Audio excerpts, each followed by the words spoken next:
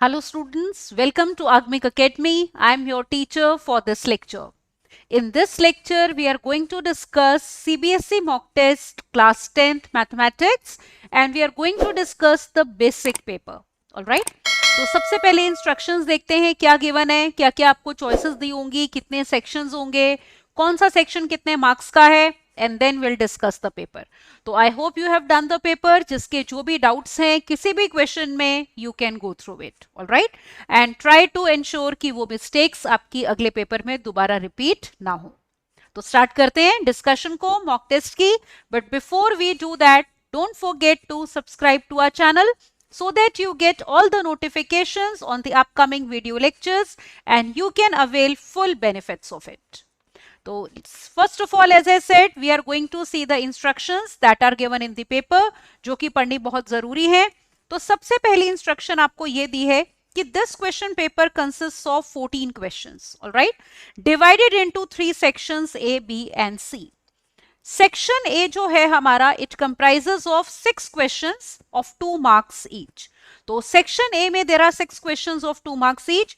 Internal choice has been provided in 2 questions. तो 6 के 6 questions करने हैं, लेकिन 2 क्वेश्चंस में इंटरनल चॉइस है, मतलब 2 पार्ट्स होंगे, दोनों में से कोई एक करना है. फिर section B is comprising of 4 questions of 3 marks each. Alright, and internal choice has been provided in 1 question. फिर सेक्शन सी जो है that comprises of 4 questions of 4 marks each. तो 6 plus 4 that means in all you have to do 14 questions. और section C में भी internal choice has been provided in 1 question.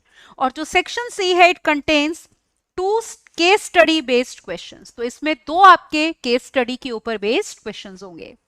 तो start करते हैं. सबसे पहले हम आते हैं सेक्शन ए पे, जिसमें आपके पास 6 क्वेश्चंस हैं ऑफ 2 मार्क्स ईच. तो let us see the first question over here. First question आपको कहा है कि find the values of k for which this equation has real and equal roots. अब let me write the equation first of all. तो we are given this equation as 9x square plus 8kx plus 16 equal to 0. We are given that roots are real and equal. Alright, तो हमें जो दिया है वो ये है कि roots are real and equal.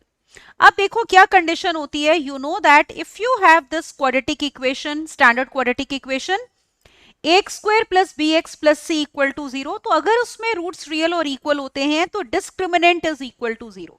Discriminant is given by b square minus 4ac, so that will be equal to 0. तो यही हम यहाँ पे अप्लाई करने वाले हैं कि इस केस में जो हमारा डिस्क्रिमिनेंट है वो 0 हो जाएगा. अब आप देखो, a is equal to coefficient of x square 9, b जो होगा x का coefficient 8k and c is the constant that is 16. सो d equal to 0 means b square minus 4ac is equal to 0. Let's put the values. b square will be 64k square minus 4 into 9 into 16 that is equal to 0. Which means we have 64k square equal to 9 into 16 4s are 64. So we have multiplied 4 with 16. तो ये 64 cancel हो गया. Alright, so k square अगर cancel हो गया है तो that means we have from here k square 64 cancel हो गया है तो k square will be equal to 9. तो अगर k square 9 है तो देखो k की 2 वैल्यूज आ जाएंगी. That is our answer. So k is plus minus 3 and that is going to be the answer to the first question. तो first question में या तो आपने देखो ये करना था, या फिर इसको आपको और वाला पार्ट दिया है देखो, या फिर आप ये पार्ट करो कि find the value of k for which one root of this equation is reciprocal of the other. Is it all right? तो let me write the equation first of all which is given here.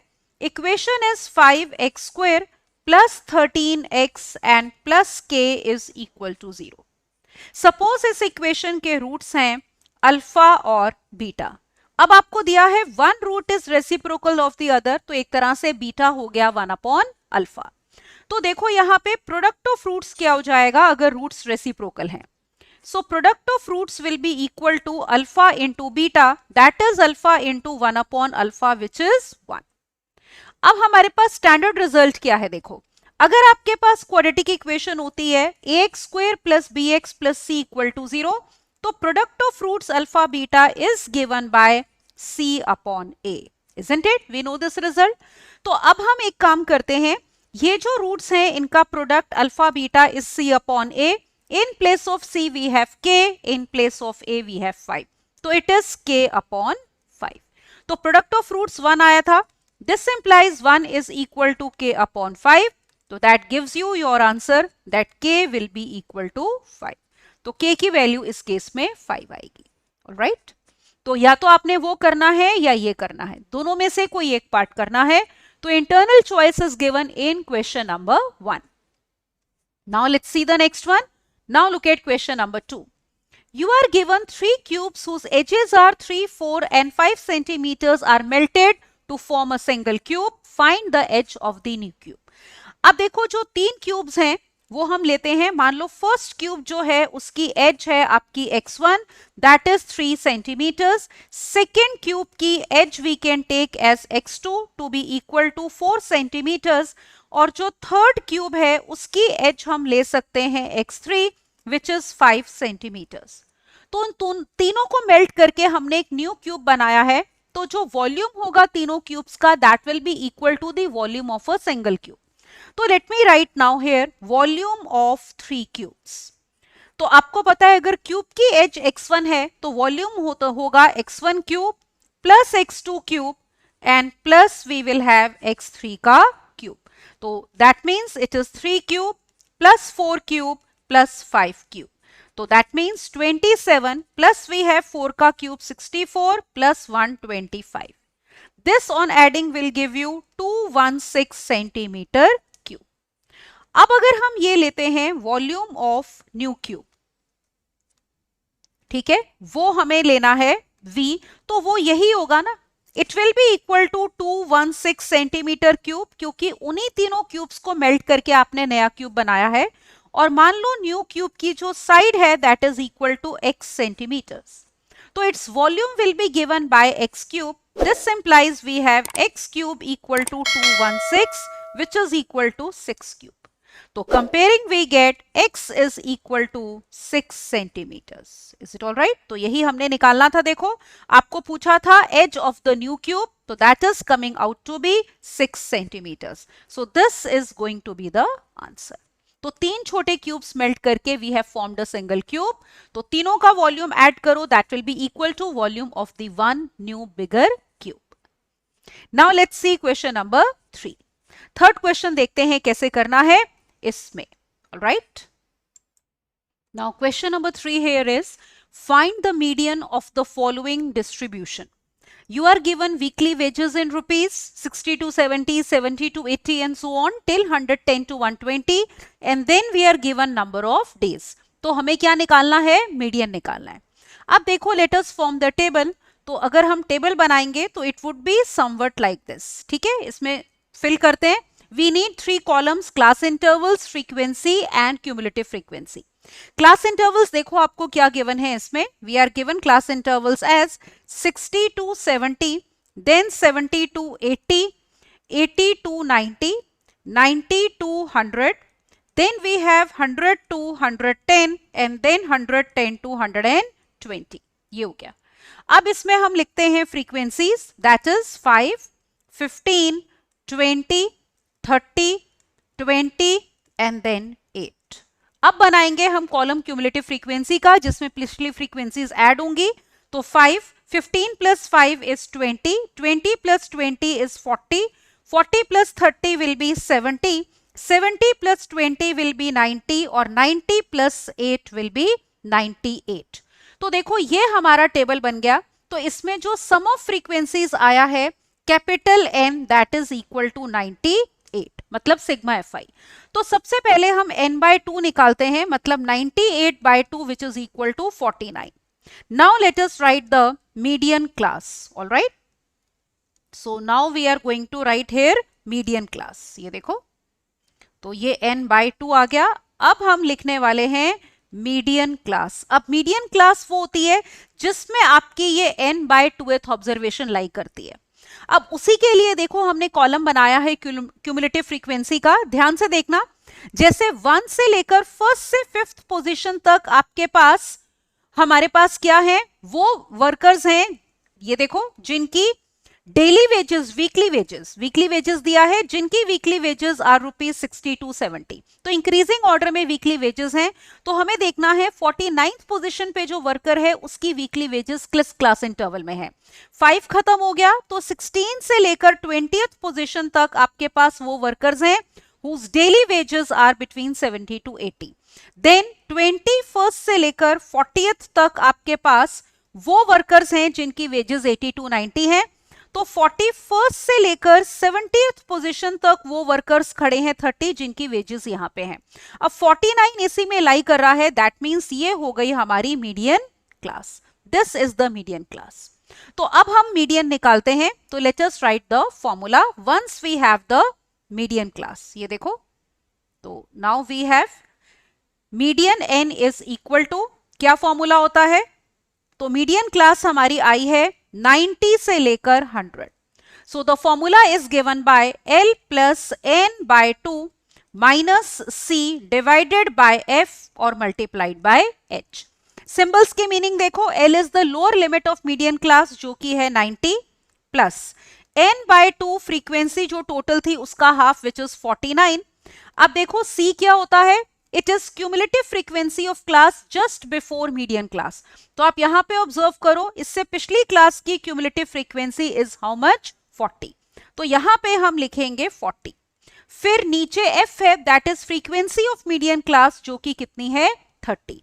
तो denominator में हमारे पास 30 आएगा, और H होता है size of median class. तो इस मीडियन क्लास का साइज का मतलब upper limit minus lower limit, 100 minus 90, that means it will be equal to 10। तो बस इसको सॉल्व कर लेते हैं, that will give us the median. It is equal to 90 plus, ये हमारा 0 कैंसिल हो गया, तो 9/3 is 3, that means value of median is 93। This is going to be the answer. Alright, तो टेबल बना के हमने मीडियन क्लास निकालनी है, and then we have to find the median over here. तो ये था हमारा क्वेश्चन नंबर 3। अब चलते हैं हम क्वेश्चन नंबर 4 पे। Look at now fourth question. Fourth question is that an AP consists of 60 terms.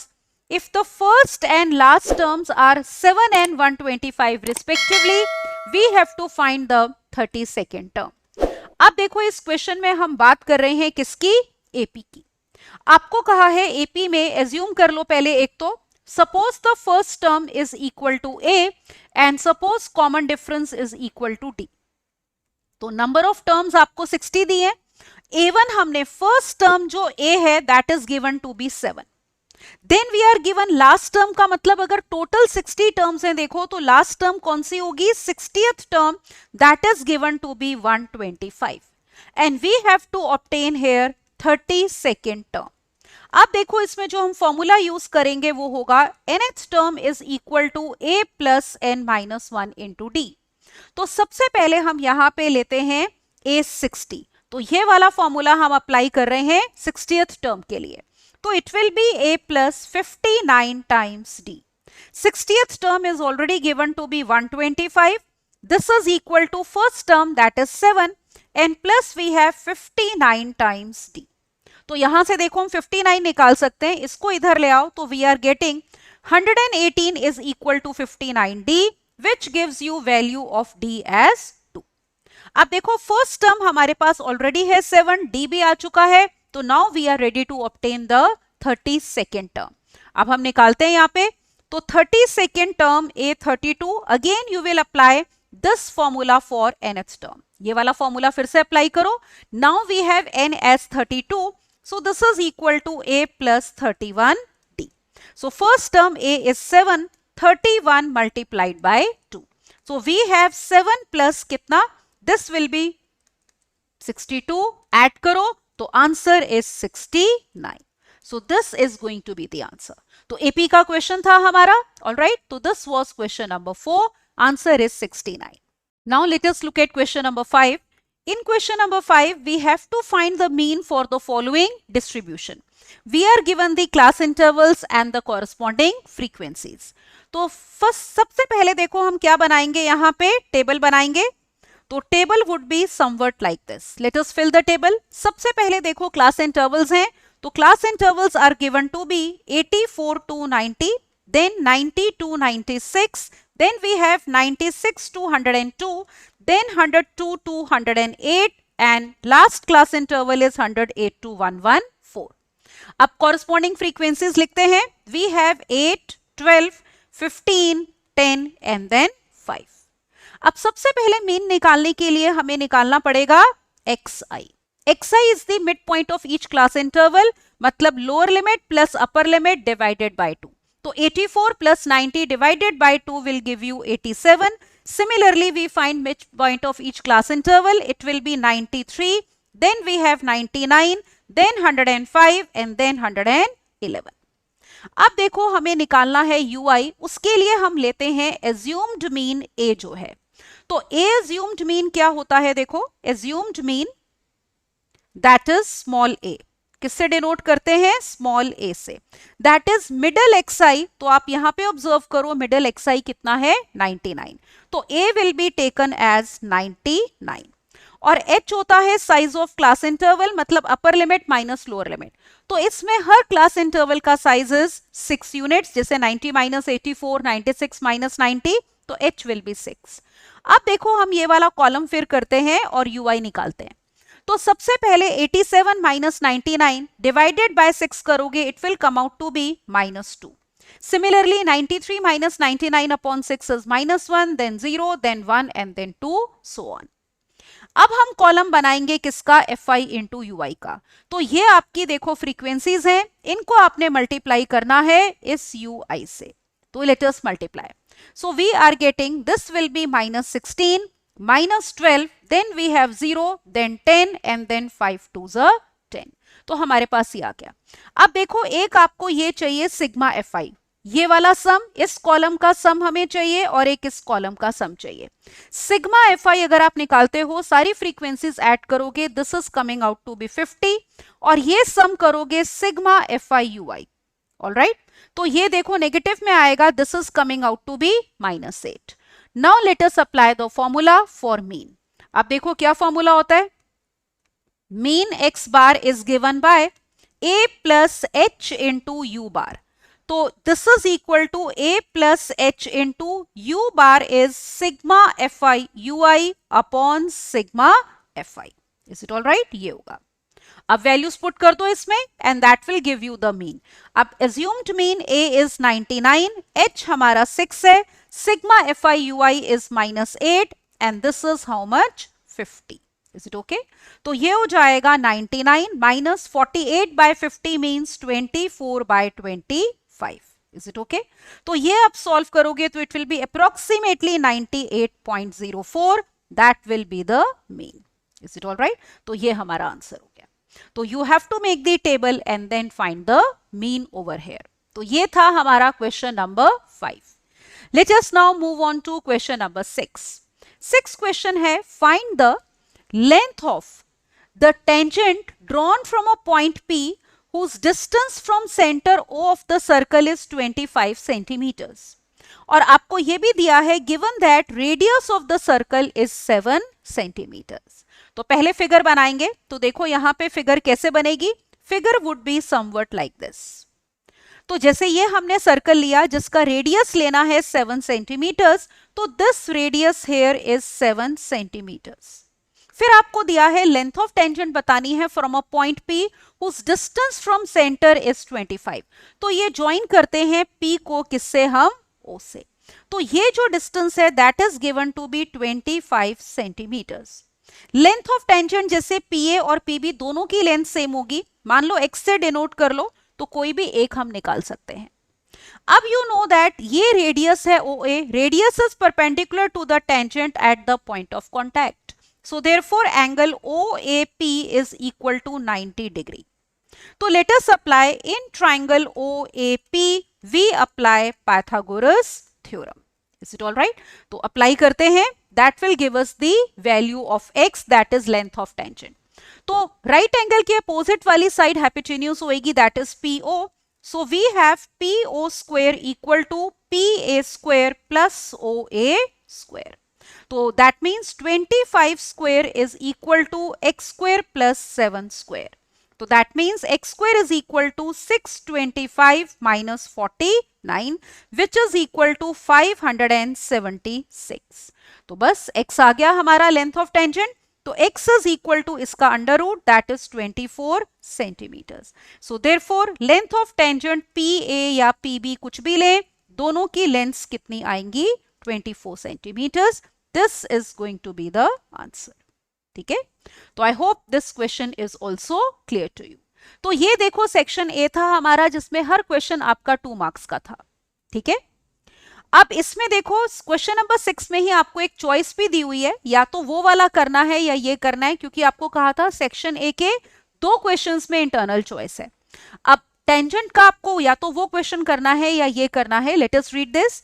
A circle is inscribed in a triangle ABC having sides AB, BC, CA of lengths 8 cm, 10 cm, 12 cm respectively, as shown in the figure.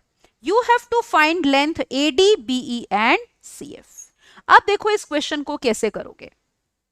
आपको एक तरह से दिया है length AB is equal to 8 centimeters, then we are given BC equal to 10 centimeters और CA हमें दिया है 12 centimeters. Is it okay? ये हो जाएगा. अब आपको पता है कि इसमें क्या रिजल्ट यूज होगा कि अगर एक्सटर्नल पॉइंट से हम टेंजेंट ड्रॉ करते हैं तो length of tangents are equal. तो जैसे ए से अगर आपने सर्कल को 2 टेंजेंट्स ड्रॉ करी हैं तो ये वाली लेंथ AD और AF सेम होगी. इसको हम x से एज्यूम कर लेते हैं. तो let us assume that AD is equal to AF and both are equal to x. फिर B से 2 टेंजेंट्स जो ड्रॉ करी है BD और BE, इनकी लेंथ सेम होगी. इसको एज्यूम कर लो y. तो वी कैन से हियर कि ABD और BE दोनों की लेंथ हमने एज्यूम की है y. Similarly external point C से ये जो 2 टेंजेंट्स हैं CE और CF, इनकी लेंथ सेम होगी. Let us assume the lengths are z.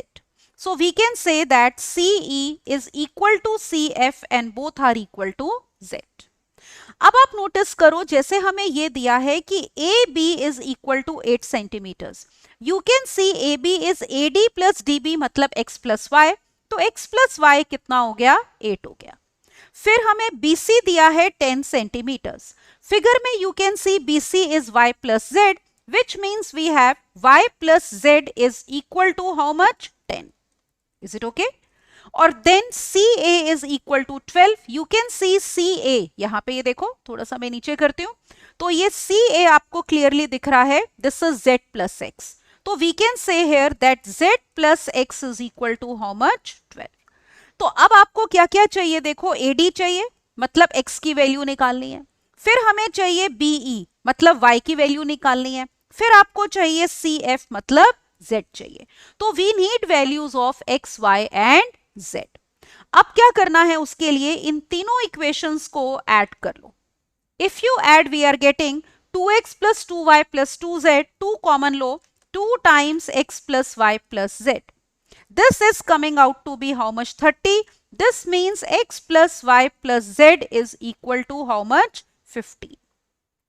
अब ये यूज करो कि x plus y अगर 8 है तो x plus y 8 है, तो देखो z कितना हो गया यहाँ पे? z will be equal to 15 minus 8 that is equal to 7. फिर आपके पास y plus z 10 है, y plus z 10 पुट करेंगे तो x will be equal to 15 minus 10 that is equal to 5. फिर उसके बाद z plus x 12 है, तो यहां पुट करोगे तो y हो जाएगा 15 minus 12 that is equal to 3. तो अब देखो हम आंसर लिखते हैं.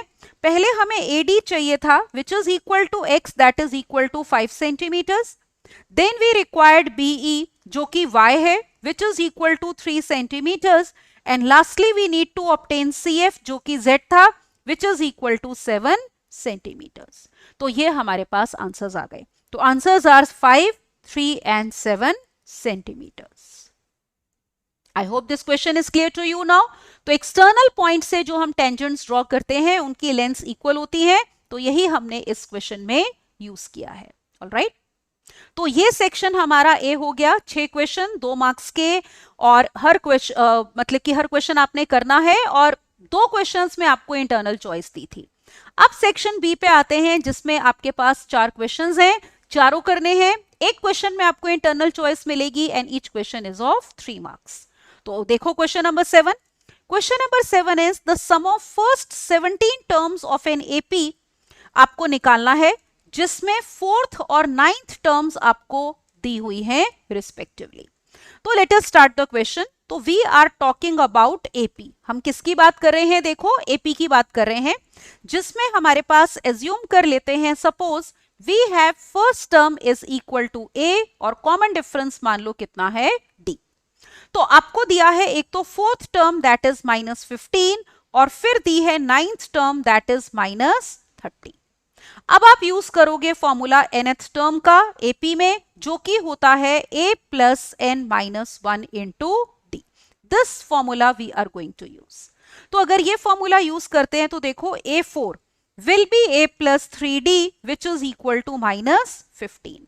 फिर a9 देखो इस फॉर्मूले से क्या हो जाएगा? a plus 8d which is -30।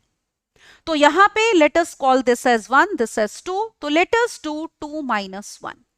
तो a कैंसिल हो जाएगा, 8d minus 3d is 5d, और -30 plus 15 will be -15, which means common difference is -3। Is it okay? ये हो जाएगा। अब a निकालना है, तो put this value of d इन 1। तो 1 या 2 किसी में भी पुट कर सकते हो। We are getting now a -9 is equal to -15. That means a is equal to -15 plus 9. That means it is equal to -6. All right? तो d है -3 और a है -6. अब निकालना क्या है? You have to find the sum of first 17 terms of AP. तो अब हम इसमें अप्लाई करेंगे हमारा SN का फॉर्मूला। तो AP में sum up to n terms का फॉर्मूला होता है n by 2 into 2a plus n minus 1 into d. तो n की वैल्यू पुट करो 17, because we want sum of first 17 terms. So this is equal to 17 by 2. 2 times a means 2 into -6. n minus 1 हो गया 16, और d कितना है? -3। Bracket में बेशक आप 2 कॉमन लेके कैंसिल करो, तो दिस इज -6 और 8 3s are 24. That means we have 17 into -30, which is -510, and that is going to be the answer. तो AP में sum of first 17 terms is -510. तो ये था हमारा क्वेश्चन नंबर 7। आगे देखो question number 8। Let's read the question carefully. अब ये वर्ड प्रॉब्लम है, किसके ऊपर बेस्ड है? एप्लीकेशन ऑफ ट्रिग्नोमेट्री, मतलब हाइट्स एंड डिस्टेंसेस का क्वेश्चन है। क्वेश्चन हमें ये दिया है, an aeroplane at an altitude of 1500 meters finds 2 ships are sailing towards it in the same direction. The angles of depression as observed from the aeroplane are 45 degree and 30 degree respectively. You have to find the distance between the 2 ships. अब देखो Heights and distances की कोई भी problem हो तो you first have to draw the figure properly. Figure अच्छे से draw हो गई तो क्वेश्चन आसानी से आपका हो जाएगा। तो अब देखो इसमें फिगर हमारी कैसे बनेगी? Let us see over here. Alright, तो फिगर हमारे पास कुछ इस तरह से आएगी। यहां पे देखो, जैसे ये ए पोजीशन जो है वो एरोप्लेन की है, और यहां से ये 2 शिप्स हैं सी और D, which are in the same direction, तो they are sailing towards this. Is it all right? तो एरोप्लेन ऑल्टीट्यूड पे है कितनी? 1500 मीटर्स की। तो ये एरोप्लेन की हाइट हो गई 1500 मीटर्स। और फिर आपको दिया है ना कि एंगल ऑफ डिप्रेशन, अब ऊपर से देख रहे हो हॉरिजॉन्टल लेवल से नीचे की तरफ, तो उसको एंगल ऑफ डिप्रेशन कहते हैं। अब ये हॉरिजॉन्टल लेवल हो गया ऑब्जर्वर का एरोप्लेन से, तो नीचे शिप्स को देख रहे हैं, तो एक शिप का एंगल ऑफ डिप्रेशन 45 है और एक का 30 है। तो क्योंकि आप यहाँ पे हॉरिजॉन्टल लेवल और ये वाला हॉरिजॉन्टल लेवल पैरेलल है, alternate angles are equal, तो if this complete angle is 45 तो ये 45 होगा, ये वाला एंगल छोटा 30 है तो दिस एंगल विल बी 30 और ये C और D are the position of the two ships. तो आपको इन्हीं के बीच का डिस्टेंस चाहिए तो हम एज्यूम कर लेते हैं, मान लो ये डिस्टेंस कितना है, x है। तो लेट इट बी, अब क्योंकि मीटर्स में दिया है तो एज्यूम कर लो, let distance between the ships CD be equal to x metres, all right. और एक हमें CB लेना है, इसको हम ले लेते हैं y मीटर्स। तो ये हम एज्यूम कर रहे हैं दोनों कि CB मान लो है हमारे पास y मीटर्स। अब x निकालना है आपको, तो उसके लिए आप क्या करोगे, राइट ट्राइंगल्स लोगे, isn't it? Whenever we solve a question we look for right triangles. तो पहले छोटे वाला राइट ट्राइंगल देखो, look at here now triangle ABC। हमें किसमें देखो इंटरेस्ट है, बेस में और परपेंडिकुलर में। तो रेशो कौन सी लोगे, tan लोगे। तो ट्राइंगल ABC में tan 45 डिग्री, क्योंकि इसमें एंगल देखो 45 डिग्री है, परपेंडिकुलर अपॉन बेस, तो it will be equal to 1500 divided by y। tan 45 degree 1 होता है, तो 1 is equal to 1500 upon y। This implies y is coming out to be 1500। तो y की वैल्यू आ गई 1500। अब राइट ट्राइंगल हम बड़े वाला लेंगे ABD। So let me take now triangle ABD। इसमें देखो एंगल कितना है, 30 डिग्री। तो tan 30 degree will be equal to, again we are interested in perpendicular and base, तो it is equal to AB upon DB। Is it okay? तो AB हमें दिया है 1500 और DB as you can see is x plus y। तो let me put here x plus y। Now let us solve it further. So tan 30 degree is 1 upon root 3. This is equal to 1500 divided by x plus y. Let's cross multiply. So x plus y is equal to 1500 root 3. अब देखो y हमने निकाला था 1500, तो let us put the value of y over here. So we have x plus 1500. This is equal to 1500 root 3. तो x will be equal to, take 1500 on the other side into root 3 minus 1. So root 3 we can take approximately as 1.732 the minus 1. तो x आ जाएगा 1500 multiplied by 0.732. This will be approximately equal to 1098.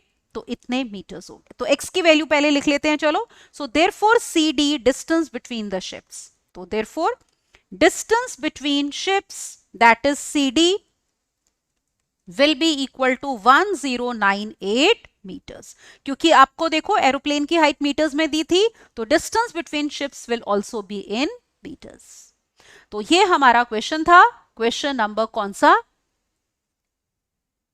8। अब देखो 8 में आपको या तो ये वाला पार्ट करना है या फिर इसमें आपको इंटरनल चॉइस दी है, और you have to do this question. Let us read the question. A statue which is 1.6 meters tall stands on the top of a pedestal. तो ध्यान से पढ़ना क्वेश्चन को, ये जो 1.6 मीटर्स दिया है ये स्टैच्यू की हाइट आपको दी हुई है, और वो स्टैंड करता है on the top of a pedestal, means a stand. From a point on the ground, the angle of elevation of the top of the statue is 60 degree. अब पिछले क्वेश्चन में हम एरोप्लेन से नीचे देख रहे थे शिप्स को, तो we were talking about angle of depression. यहाँ पे हम स्टैच्यू को नीचे से देख रहे हैं, स्टैच्यू ऊपर है, तो we are talking about angle of elevation.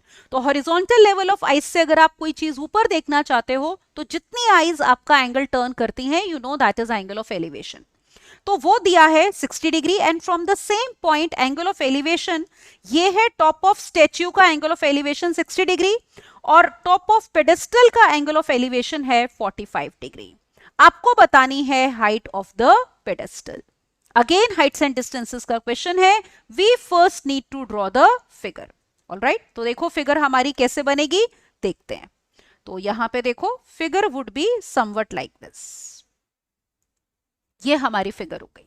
आप नोटिस करो, जैसे ए बी हमने स्टैच्यू लिया है और ये पेडेस्टल है BC। Is it all right? तो दिस इज द पेडेस्टल, तो ये हमारा एक तरह से पेडेस्टल है जिसके ऊपर ये स्टैच्यू AB है। तो you are given height of statue that is 1.6 metres is AB। ये पेडेस्टल की हाइट हम एज्यूम कर लेते हैं x, that is to be obtained.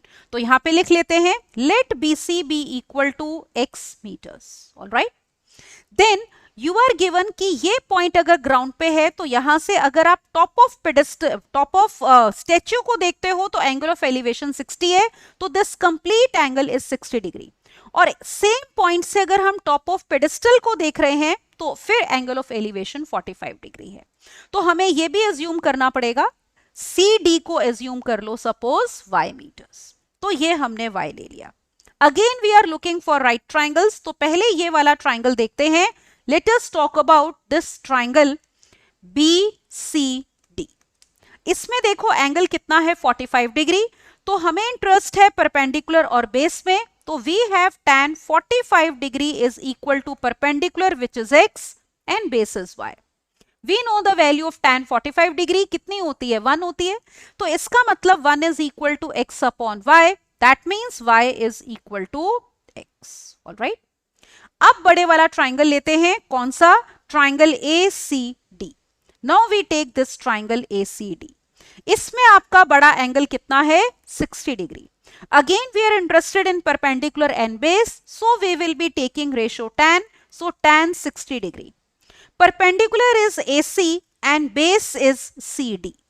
अब आप नोटिस करो यहां पे परपेंडिकुलर जो है हमारा AC वो कितना है, as you can see in the figure it is equal to 1.6 plus x, that is height of statue plus height of pedestal, तो 1.6 plus x and CD is y, is it okay? और y कितना है हमारे पास, x है, तो ये y की value हम x पुट कर देते हैं and let us also put the value of tan 60 degree. tan 60 degree is √3, cross multiply करो तो √3x, ठीक है, y को हमने क्या रिप्लेस किया है, x से। This is equal to 1.6 plus x. So that means we have x into √3 minus 1 is equal to 1.6. अब सॉल्व करने के लिए देखो हम क्या करेंगे, x will be equal to 1.6 upon √3 minus 1. अब देखो √3 डेसिमल में है तो √3 minus 1 भी डेसिमल में आएगा, तो एक काम करते हैं यहाँ पे रैशनलाइज कर लेते हैं, √3 plus 1 से मल्टीप्लाई और डिवाइड, तो you will have 1.6 into √3 is 1.732 plus 1, और नीचे a square minus b square is a minus b a plus b, तो ये हो गया 3 minus 1 2, तो that means x is equal to 1.6 को 2 से डिवाइड करो 0.8 multiplied by we have 2.732। तो डेसिमल में ना मल्टीप्लाई करना इजी होता है इंस्टेड ऑफ डिवाइडिंग, तो यहाँ पे डिवाइड करोगे डेसिमल में तो टाइम लगता है और मल्टीप्लाई करना इजी होता है, तो इन दोनों को आप मल्टीप्लाई कर लो, this will be approximately 2.19 metres. All right, ये आ जाएगा x। तो this implies height of pedestal that was to be obtained, this is equal to 2.19 metres. All right, तो ये आ जाएगी, this is just a moment, let me write it properly. So this is 2.19 meters and that is going to be the answer. So I hope this question is clear to you. तो ये वाले question में आपको choice थी Heights and distances के question में, दोनों में से आप कोई भी क्वेश्चन अटेम्प्ट कर सकते हो। Now let's move on to the next question. Let us see question number 9. Figure is already given to you. You are given in the given figure PA and PB. These are tangents to a circle with center O. तो आप देखो PA और PB tangents हैं और circle का centre O है। If angle APB is 50 degree, you have to find this angle AOB. अब देखो इसको हम कैसे करेंगे, यहाँ पे ऑब्जर्व करते हैं। यहीं पे देखो जैसे ये वाला जो एंगल है, this angle APB is given to be 50 degrees. अब आप देखो OA और OB रेडियस हैं। We know that radius is always perpendicular to the tangent at the point of contact. तो इसका मतलब हो गया एंगल OAB, ठीक है, ये वाला एंगल, और angle OAP, sorry P point से हमने ली है टेंजेंट, तो angle OAP will be equal to angle OBP and each will be equal to 90 degree. Reason? Because radius is perpendicular to tangent at the point of contact. All right. Now look at this complete figure. We can see that OAPB is a quadrilateral, isn't it? ये quadrilateral हो गया। तो quadrilateral में आपको पता है चारों angles का सम कितना होता है, 360 डिग्री। तो this implies angle APB plus angle A P plus angle O B P, और जो एंगल हमें निकालना है एंगल ए ओ बी, चारों एंगल्स का सम कितना हो जाएगा 360 degree. Now we are given angle A P B is given to be 50 degree, और इन दोनों को लो अगर आप तो each is equal to 90 degree. तो let us put, so we have 50 degree plus 90 degree plus 90 degree, this is or plus angle AOB which is to be obtained, this total sum is 360 degree। तो बस minus कर दो और ले आओ, तो angle AOB will be equal to 360 degree minus, ये कितना हो गया 180 plus 50, that will be equal to how much 230 degree. Is it all right? तो 360 में से 230 माइनस करोगे, आंसर आ गया हमारा 130 डिग्री। तो this is going to be the answer. Alright, तो एक्सटर्नल पॉइंट से आपके पास दो टेंजेंट्स हैं, तो उसके बाद हमने क्या किया कि radius is perpendicular to the tangent at the point of contact, ये दोनों एंगल्स 90 हैं, तो we were suppose to obtain this angle, ये वाला एंगल निकालना था, तो ये हमारा आया है 130 degree. Next question, question number 10, फिर से सीक्वेंस सीरीज का है, मतलब एपी का क्वेश्चन है। You are given 9th term of an AP is 0, तो प्रूफ करना है 29th term is twice the 19th term. Again look here, we are talking about AP, तो एज्यूम कर लो कि let first term be equal to small a, और मान लो कॉमन डिफरेंस कितना है d. Is it okay? We are given 9th term of AP is 0, तो again you are going to use the formula for nth term of AP as a plus n minus 1 into d। ठीक है ना, तो ये formula होता है हमारा। अब देखो हम 9th टर्म की बात कर रहे हैं, तो a9 कितना हो जाएगा, late us right, a9 will be equal to a plus 8d which is equal to 0। यहां से हम लिख सकते हैं a is equal to minus 8 times d। अब देखो प्रूफ क्या करना है कि 29th term is twice the 19th term, तो हम निकालते हैं यहां पे पहले 29th टर्म। अगेन यही वाला फॉर्मूला आपका यूज होगा, देखो nth टर्म का, इजंट इट, कि nth term is a plus n minus 1 into d, so 29th term will be a plus 28d। अब आप a की वैल्यू पुट कर दो -8d, तो we have -8d plus 28d which is equal to 20d, तो a29 is coming out to be 20 times d। फिर 19th term चाहिए, let us obtain that, a19 will be equal to again by this formula a plus 18d। again what is a, -8d, तो -8d plus 18d is equal to how much 10d। तो अब देखो prove हो गया, तो हमें यही show करना था, a29 हमारे पास आया है 20d which is equal to 2 times 10d, और 10d है a90। तो this shows that 29th term a29 this is equal to twice the 19th term. Alright, that proves the question. So it is not a lengthy question, सिर्फ nth term का हमारा formula इसमें use हो रहा है। अगले question पे चलते हैं, look at now section C. तो आपके पास 4 क्वेश्चंस थे सेक्शन बी में, अब हम आते हैं सेक्शन सी में, इसमें भी आपके पास 4 क्वेश्चंस हैं। तो इसमें देखो पहला क्वेश्चन, क्वेश्चन नंबर 11, अब ये कंस्ट्रक्शन का है, आपको कहा है divide a line segment of length 10 centimetres internally in the ratio 2:3। अब क्या करोगे, देखो क्या क्या स्टेप्स होंगे, देखते हैं how you are going to do this construction. Alright, तो लुक हियर, सबसे पहले आपने क्या करना है, ये हमने ए बी ड्रॉ करनी है, कितने सेंटीमीटर्स की, 10 सेंटीमीटर्स। तो पहले हमने ए बी ड्रॉ करी है 10 सेंटीमीटर्स, फिर आपने क्या करना है, किसी भी एक सूटेबल एंगल पे draw this arc A X. तो पहले आप ए बी लोगे equal to 10 centimetres, then you are going to draw this A X at a acute angle with A B. फिर हमने, क्योंकि 2:3 में डिवाइड करना है, वी हैव 2 + 3 = 5, तो हम सूटेबल रेडियस लेके 5 आर्क्स लगाएंगे एट इक्वल डिस्टेंसेस। जैसे आपने कंपास ए पे रखी, आर्क लगाओ A1, इज इट ओके? यहाँ पे ये आ जाएगा, फिर आर्क लगाओगे सेम रेडियस पे, अब कंपास A1 पे रखो, सेम रेडियस, आर्क लगाओगे A2, keep your compass eight A2, A3, A4, A5, तो 5 इक्वल पार्ट्स में हमने ये डिवाइड कर दिया।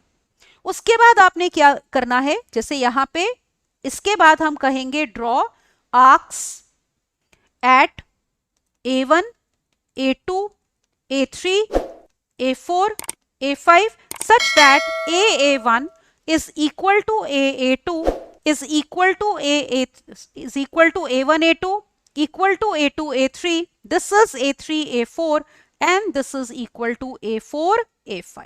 Is it okay?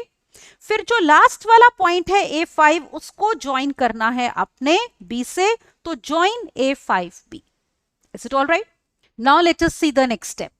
A5 को B से ज्वाइन करने के बाद हमें क्योंकि AB को डिवाइड करना है internally in the ratio 2:3, what we are going to do, A5 से हम यहाँ पे एक सूटेबल रेडियस लेके एक आर्क लगाएंगे यहाँ पे, ठीक है, ये हमने आर्क लगाई। उसके बाद आपने क्या करना है, ये आर्क को आगे ले जाओ और लेट इट कट A5B और फिर हम इस एंगल को मेजर कर लेंगे। अब जितना रेडियस आपने ये लिया है, क्योंकि हमें रेशो 2:3 चाहिए, तो देखो ये 2 पार्ट्स हो गए और आगे के 3 पार्ट्स हैं, तो A2 पे कंपास रख के जितना रेडियस आपने यहां पे लिया था, again we are going to draw one arc.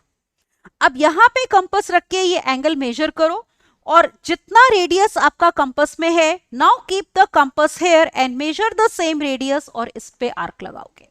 और फिर आपने क्या करना है, A2 को इससे ज्वाइन करना है और आगे प्रोड्यूस करना है to meet AB at point P.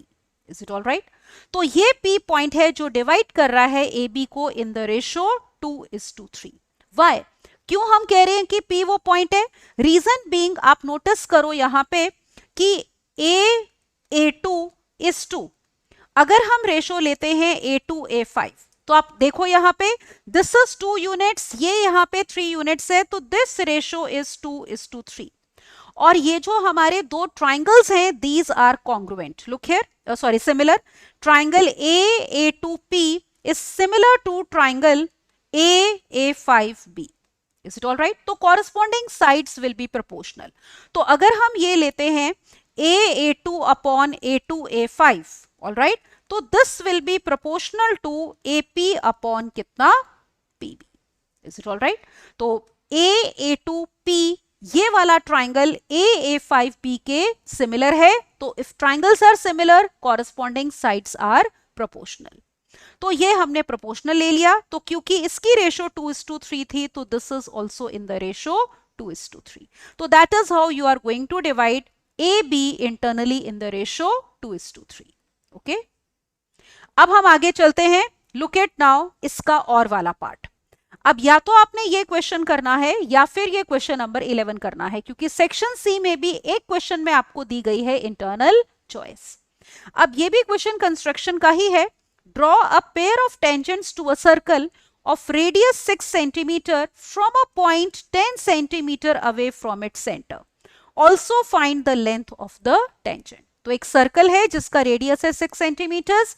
Obviously point बाहर आएगा अगर वो 10 सेंटीमीटर अवे है सेंटर से. आउटसाइड पॉइंट से you have to draw pair of tangents, क्योंकि बाहर पॉइंट होता है, you know 2 tangents can be drawn, तो कंस्ट्रक्शन करके लेंथ ऑफ टेंजेंट भी बतानी है.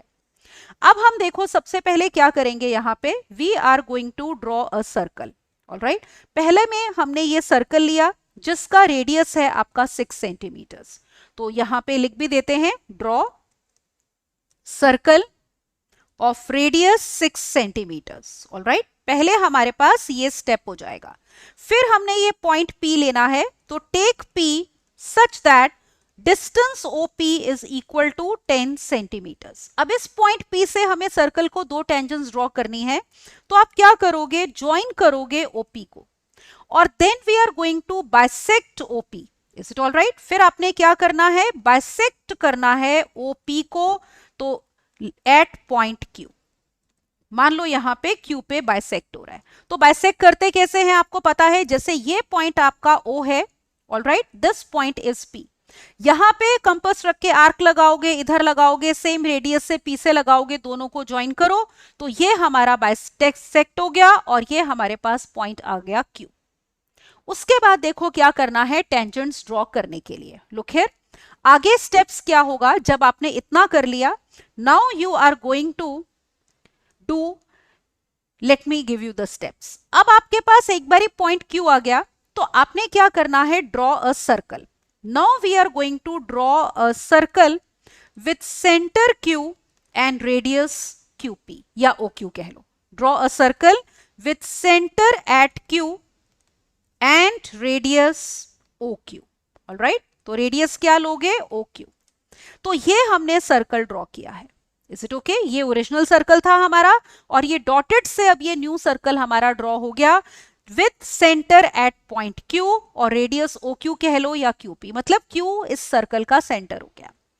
अब मान लो ये सर्कल कट कर रहा है ओरिजिनल सर्कल को एट पॉइंट से T एंड R। ठीक है, तो let it cut original circle at, let it cut original circle at T, R। तो फिर आपने क्या करना है, join PT and PR। Join करोगे PT एंड PR, ये हो गई हमारी tangents. These are the two tangents. अब देखो क्यों हम इनको टेंजेंट्स बोल रहे हैं, रीजनिंग पार्ट ऑब्जर्व करो। जैसे अगर हम यहां पे ज्वाइन कर दें OT को और OR को, इज इट ऑल राइट? तो आप ऑब्जर्व करो ये रेडियस है, यहां पे ये एक ही पॉइंट पे कट कर रहे हैं ना, इज इट ऑल राइट? जैसे हमारे पास ये हमने सेंटर लिया था, OP जो है आपका इस डॉटेड सर्कल का क्या हो गया, डायमीटर हो गया। ये रेडियस है, you know that angle in a semi circle is 90 degree. ठीक है, तो रीजनिंग ये है कि यहां पे देखो जो हमारे पास OP है दैट इज डायमीटर। क्योंकि OP डायमीटर है तो ये वाला एंगल 90 डिग्री है और ये वाला एंगल भी 90 डिग्री है, angle in a semicircle. And since radius is perpendicular to the tangent, therefore PT and PR are tangents. तो इसीलिए हमारी ये टेंजेंट्स हैं। ऑलराइट, फिर उसके बाद आपको क्या निकालना था, लेंथ ऑफ टेंजेंट। तो आप नोटिस करो, जैसे आप मेजर करके भी निकाल सकते हो। जैसे ये हमारा रेडियस था 6 और हमने OP कितना लिया था, 10। तो यहां पे आप पाइथागोरस थ्योरम भी अगर आप अप्लाई करोगे तो you will observe PT will come out to be 8 centimetres. तो आप मेजर करके भी देख सकते हो। तो we can also say over here कि अगर हम ट्राइंगल किसकी बात करें, OPT की, in this we have OT equal to radius that is 6 centimeters, OP was equal to 10 centimeters. So apply Pythagoras theorem। तो उससे भी आप ऑब्जर्व कर सकते हो, राइट एंगल के अपोजिट वाली साइड हाइपोटेन्यूज होगी तो OP square will be equal to OT square plus OP square. That means we have, sorry, this will be OP square is equal to OT square plus PT square, क्योंकि हमें length of tangent चाहिए which is PT, तो this will B PT का square. अब put करो values, OP is 10, so we have 10 square is equal to radius 6 square plus PT square. That means PT square is equal to 100 minus 36 which is equal to 64. तो आप measure करके भी निकाल सकते हो, चेक कर सकते हो, PT will be how much, 8 centimeters. So that is the length of tangent. All right. So that was the question. Again, it was on construction. So I hope it is clear to you. Reasoning part भी आपको clear हो गया होगा और steps भी। अब move करते हैं क्वेश्चन नंबर 12 पे। Look at question number 12। Question number 12 here given is that a survey conducted on 20 households in a locality by a group of students resulted in the following frequency table for the number of family members in a household. तो आपने इसका mode बताना है। देखो क्या दिया है, family size 1 to 3, family size का मतलब टोटल फैमिली मेंबर्स, तो 1 to 3, 3 to 5, 5 to 7, 7 to 9, 9 to 11 और नंबर ऑफ फैमिलीज इस साइज की कितनी है ये आपको दिया है और हमें बताना है मोड। अब देखो इस क्वेश्चन को करने के लिए सबसे पहले हमें बनाना पड़ेगा table. Now let us draw the table. तो मोड निकालने के लिए हम पहले बनाते हैं टेबल। तो ये देखो table would be like this, जिसमें हम लेंगे class interval and frequency. Class intervals देखो क्या क्या गिवन है हमें। Let us write the class intervals now. As you can see they are given to be 1 to 3, then we have 3 to 5, 5 to 7, 7 to 9 and then 9 to 11। और frequency हमें दी है 7, 8, 2, 2 और 1। सबसे पहले हम निकालते हैं, जैसे कि आपको पता है, मॉडल क्लास। मॉडल क्लास क्या होती है? Class interval which has maximum frequency, isn't it? तो मैक्सिमम फ्रीक्वेंसी आप देख सकते हो कौन सी है, 8, और तो मॉडल क्लास हमारी कितनी हो गई, 3 to 5। तो this will be 3 to 5, that is the modal class. All right, अब देखो मोड निकालने का फॉर्मूला क्या है, let us write that down. तो we have mode equal to, formula is given by L plus bracket, we have F1 minus F0 divided by, we have 2 times F1 minus F0 minus F2 and multiplied by H। अब symbols की meaning देखो, L जो है that is lower limit of modal class, तो वो कितनी है, 3, तो L हमारा 3 हो गया। फिर हम लेते हैं F1 that is frequency of modal class। F1 क्या है, मॉडल क्लास की फ्रीक्वेंसी, तो वो आप देख सकते हो कितनी है, 8, तो यहां पे 8 आ गया। F0 is frequency of class before model class, तो मॉडल क्लास से पिछली क्लास की फ्रीक्वेंसी कितनी है, 7, तो ये हो गया हमारा, जैसे मैं यहां पे लिख देती हूं, दिस विल बी F1, ये हमारा F1 है। F0 होती है मॉडल क्लास से पिछली क्लास की फ्रीक्वेंसी, और F2 हो जाएगी मॉडल क्लास से अगली क्लास की फ्रीक्वेंसी, दैट इज 2। तो यहां पुट करो, तो हमारे पास हो गया 8 minus F0 that is 7 divided by 2 times F1 मतलब 16 माइनस F0 विच इज 7, और F2 जैसे मैंने कहा अगली मॉडल क्लास से जो अगली क्लास है उसकी फ्रीक्वेंसी दैट इज 2, और H is the size of modal class, तो upper limit minus lower limit that is 2। Let's simplify and get the answer. अब देखो ये कितना हो गया, this is 3 plus 2 upon, we have 16 minus 9 that is 7. So 3 plus 2 by 7, this will be equal to 23 by 7, approximately 3.286, that is going to be the mode. तो ये हमारा answer आ जाएगा। Is it okay? So you have to draw the table, put the formula and find the mode of the given data. तो ये था हमारा question number 12। अगले question पे चलते हैं, look at now 13th question. अब ये जो 13th और 14th हैं, these are case study based questions. Alright, तो पहला क्वेश्चन देखो हमें क्या गिवन है, an electrician has to repair an electric fault on a pole of height 5 meters. She needs to reach a point 1.3 meters below the top of the pole to undertake the repair work. फिर आपको कहा है, पहले दो parts हैं इस question के। पहला पार्ट है what should be the length of the ladder that she should use which when inclined at an angle of 60 degree to the horizontal would enable her to reach the required position. Required position कौन सी है, 1.3 metre below the top, तो वहां पहुंचना है। तो आपको बताना है लेंथ ऑफ लेडर कितनी होनी चाहिए अगर उसको इंक्लाइन किया है 60 डिग्री हॉरिजॉन्टल पे। फिर सेकेंड पार्ट है how far from the foot of pole should she place the foot of the ladder, और कहा है take √3 equal to 1.73। Now let us see. अब देखो यहां पे figure, this is the pole AD हमारा पोल है, ठीक है, which is of height 5 meters, तो हम यहां पे लिखते हैं AD is equal to 5 meters. Then she has to reach a point 1.3 meter below it, तो वो पॉइंट B है जहां तक जाना है रिपेयर वर्क करने के लिए। तो AB distance is 1.3 meters. Alright, कितना है, 1.3 meters. फिर देखो आगे, आपको कहा है पार्ट 1 में लेंथ ऑफ द लेडर बतानी है। तो as you can see CB is the length of ladder which is to be obtained. तो CB हम एज्यूम कर लेते हैं, मान लो ये है x meters. Is it all right?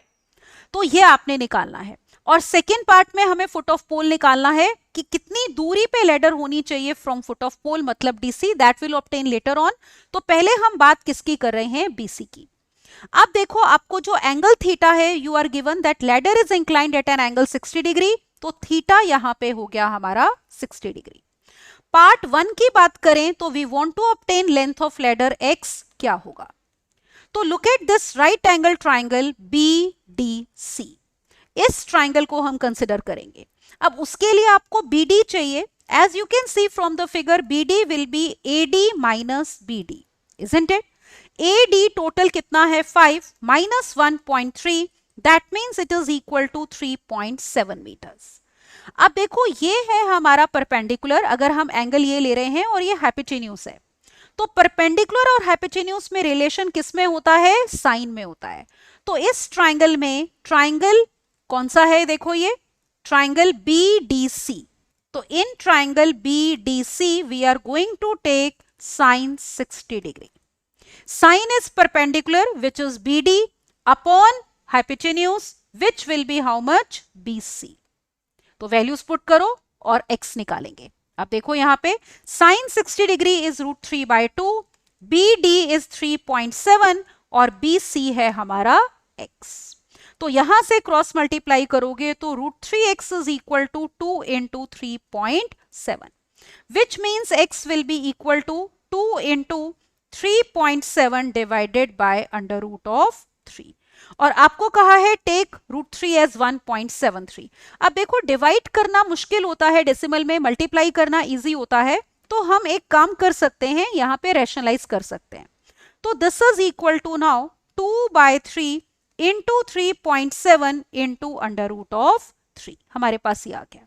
तो अब आप वैल्यूज पुट कर दो, 2 इंटू 3.7 1.73 और divided by 3। This you can simplify. It will come out to be 4.267 meters. तो ये हमारे पास x की वैल्यू हो जाएगी, that is part 1.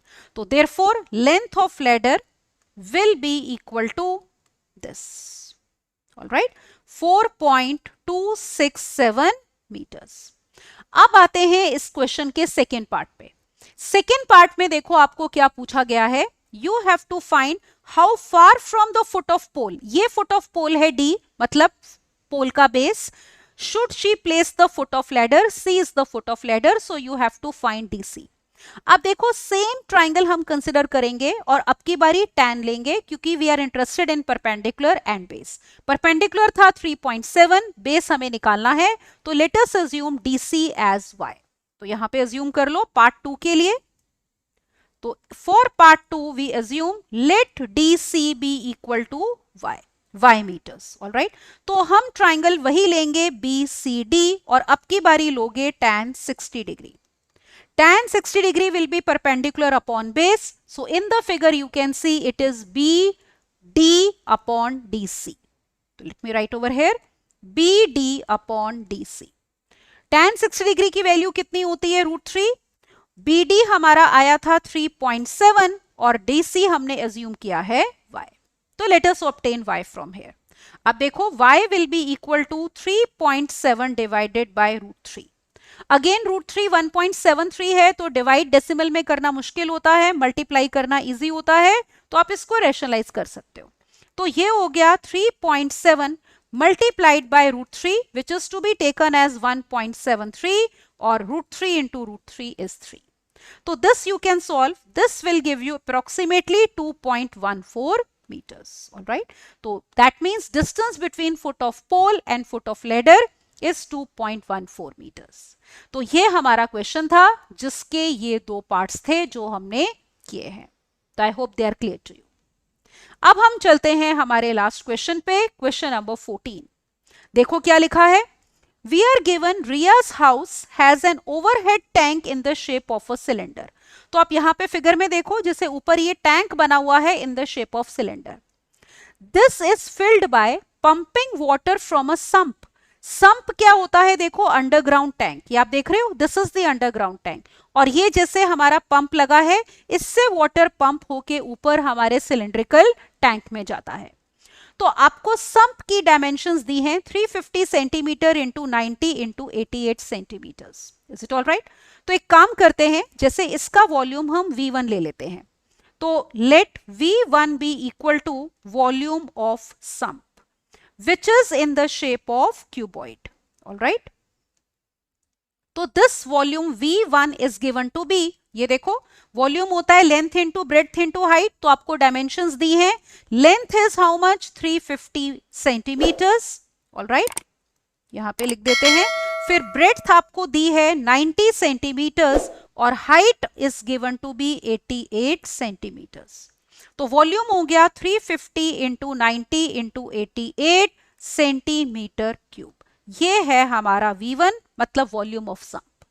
फिर आपको कहा है जो ओवरहेड टैंक है मतलब जो सिलेंडर की शेप में है उसका रेडियस है 70 सेंटीमीटर्स और हाइट 90 सेंटीमीटर्स। अब ये जो ओवरहेड टैंक है ये देखो, इसका हम एज्यूम कर लेते हैं, मान लो ये जो रेडियस है that can be taken as small r और हाइट ले सकते हैं हम h। तो वो सिलेंडर की शेप में है। तो अब हम V2 लेते हैं, ठीक है, that is volume of cylinder, ठीक है, वॉल्यूम ऑफ टैंक या फिर कह सकते हो सिलेंडर का वॉल्यूम। तो इसमें आपको रेडियस ऑफ बेस जो है वो कितना दिया है, देखो we are given in the question radius as 70 और हाइट 90। तो पुट करते हैं, आर हमें दिया है 70 सेंटीमीटर्स और हाइट हमें दी है 90 सेंटीमीटर्स। तो वॉल्यूम कितना हो गया सिलेंडर का, क्या होता है देखो, pi r square h. Pi is 22/7, r कितना है 70 इंटू 70 और एच इज हाउ मच 90। एक हम ये 7 कैंसिल कर देते हैं, यहां पे ये 10 आ गया। तो इसका मतलब ये हो गया आपके पास V2 is coming out to be 22 into 10 into 70 into 90। इतने centimeter cube is V2, that is volume of overhead tank.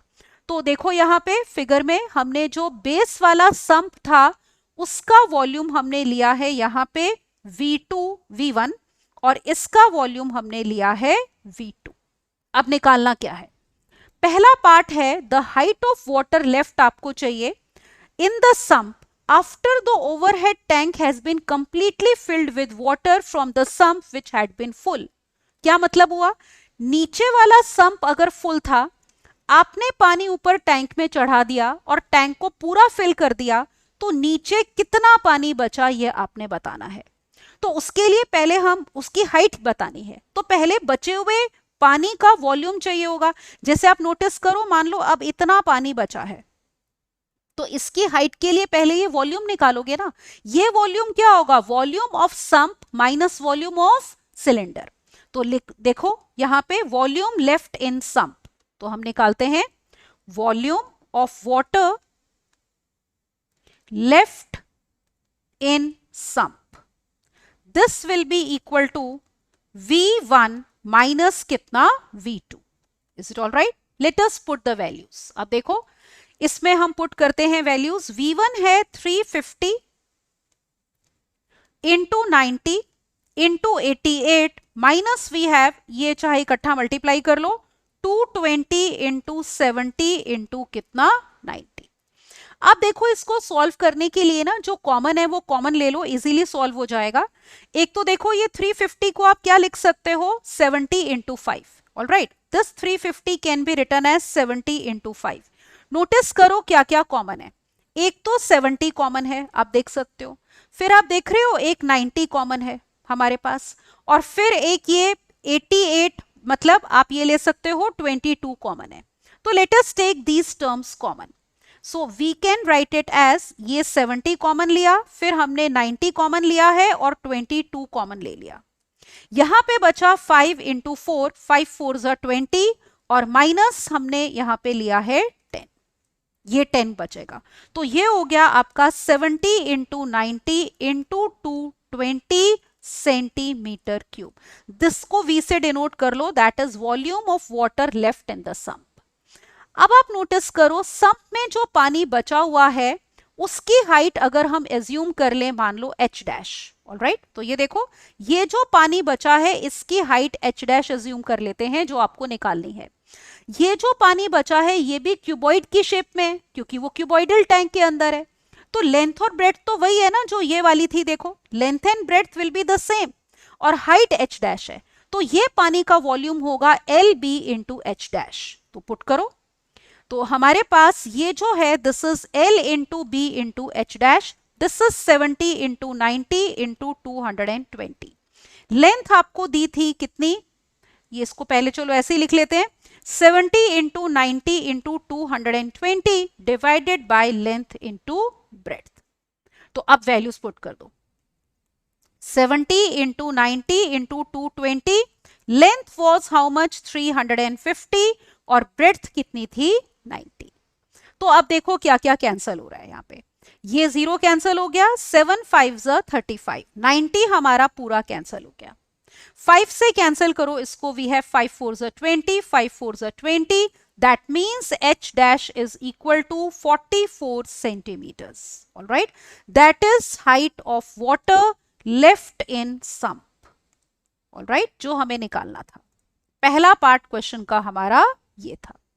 All right. तो this is the first part. कि volume of water left in sump निकाल के हमने उसकी height निकाली है. अब पढ़ते हैं इसी क्वेश्चन के सेकेंड पार्ट को. सेकेंड पार्ट में आपको कहा है फाइंड द रेशो. देखो क्या निकालना है, find the ratio of capacity of tank to that of sump. तो टैंक मतलब V2, ओवरहेड टैंक की बात कर रहे हैं, और to the capacity of sump मतलब V1, तो V2 by V1 चाहिए. तो लेट्स फाइंड आउट पार्ट 2. तो in part 2 we want V2 upon V1.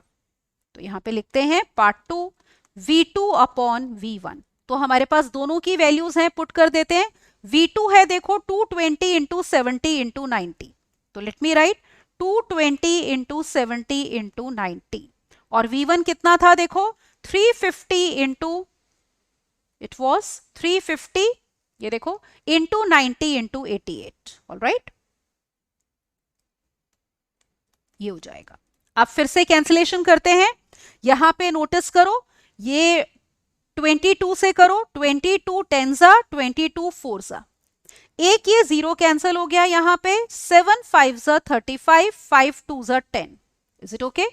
We have here ये 90 भी पूरा कैंसिल हो गया, और ये 2 2 4, तो ये हमारे पास आ गया 1/2. तो therefore we have V2 is to V1 की जो रेशो है that is 1 is to 2. तो this was the second part. I hope it is clear to you. तो हम दो, एक तो सम्प की बात कर रहे हैं यहाँ पे, और एक ओवरहेड टैंक की बात कर रहे हैं. ऑलराइट, तो ये फिगर आपको दी हुई थी. तो पहले हमें चाहिए थी हाइट ऑफ वाटर. ये देखो height of water which is left in the sump. तो उसके लिए पहले हमने वॉल्यूम निकाला, that was V1 minus V2, और फिर हमने H डैश निकाला है. फिर आपको रेशो चाहिए, तो that is V2 upon V1, capacity of tank to that of sump, which is coming out to be 1 is to 2.